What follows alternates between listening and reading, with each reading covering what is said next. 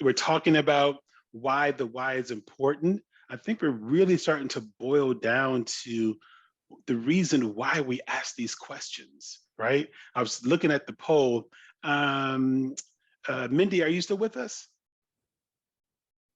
Yes, I am. Great. Mindy, do we have any other stats on the poll that we took on LinkedIn? I'm curious to see what people are responding to if there's a change. Let me refresh really quick. Okay.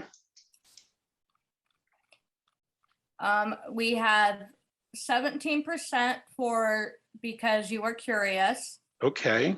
75% for want insight to how they think, and 8% to properly build your backlog. Wow. So that's changed over time, Mindy. At the beginning of the program, we had, I'm just logging into looking at my other computer here, folks. I'm not ignoring you, so I can look at these questions. So earlier, so the question is, why do you ask people why they want what they want? At the beginning of the program, it was 20% people because they were curious, 60% because they want insight to how they think, and 20% to help properly build their backlog. Now, the data has changed. We got a little different metrics here. It's 17% curious. Now it's 75% people want insight to how they think. And now we have 8% of to build a proper backlog. Let's hear from some other people on the call. Frank, you've been a little bit quiet. What do you think, Frank, about this 75%? It's gone up 15% over time that people want more insight to how people think. What do you think about that, Frank? I think people selected that because most others selected it. I don't think they can see the results, Frank. The results are hidden. They Only clicked Mindy on the can see link them. and went to the website. The newer members that joined later could see the results. Any other thoughts on why most people are saying they want more insight the way people think or how they think, how the customers think? It's when you're asking why, it's asking questions. You want more information. Yeah, You want the real information there. right. You want the real information, but it takes time, right? Yes, it does. Anybody ever heard of the 5 why Five routine? whys. Yep. Five Yeah, whys. I was about to say that. Yeah, it's been around for a long time, right? But there is a point where you have to stop. Sometimes you can stop after the second or third why. It just really, really depends. So being able to ask those questions in the right way, you can get down to the bottom of it. And that's what the sprint reviews are about. Yeah, absolutely. Even before we even Getting start to building the real backlog. why. Yeah, even before we start building the backlog, I want to know why you want this thing. Help me get inside the laboratory of your mind so that we can extrapolate that out and really build a healthy backlog. And then adjust it during each sprint review. Absolutely. Based on what I see. Yeah, I can appreciate what Jeff Sutherland was saying. I was also a naval aviator. Oh, you're a naval aviator. Okay, all right. Hoorah. So it's one of those things where, when you're landing, okay, there's a constant change. Absolutely. Absolutely. And that constant change and adjustment, we have to really get comfortable with that as we're delivering our work within the sprint. That's all it is. That's why we have the daily scrum. And the questions I train people on is like, is there anything blocking you from reaching the goal? Is there anything you need help with to achieving the goal? For me, it's a team sport.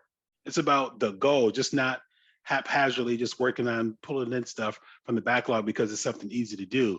We want to be goal oriented all the time. And me being a former Marine, that really resonates with me. Being a football player, that resonates with me. Being a father of twins, that resonates with me. Being on this call with you, that resonates with me. We want to have a goal or something that we're really making sure that we're trying to achieve as we're going through our day-to-day work. Okay, so Linda, not Linda, but Julie, you still quiet? You want to stay quiet?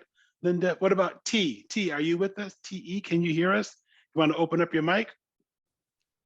T had commented in the chat earlier that it's really loud where they are at. Okay, thank it's you. It's noisy T. here, so I think that's why T is staying quiet, because we would not be able to hear Thank them. you so much. I appreciate that. Thank you so much. All right, so let's keep it moving. So we've talked about the why, we talked about acceptance criteria, and we talked about delivery a little bit, but let's dive a little bit deeper down on how we deliver these outcomes to our customers. So there's a variety of paths to do that, right? Depending on what we're creating. When you talk about the delivery system of what you're making, what are some of those questions that we want to ask in terms of how do we want it delivered? Is it going to be through a communication plan? Is it actually going to get on a truck and be shipped out? Right, Brian? I see you thinking over there, Brian. Like, what's the best method of delivery? What do you think about that, Brian? Do you ask those delivery questions? What's the best way to get it out to the people that need it?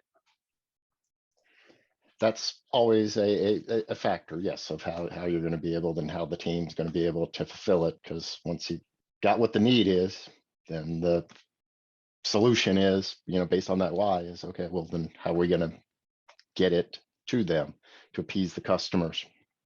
Absolutely. Yeah.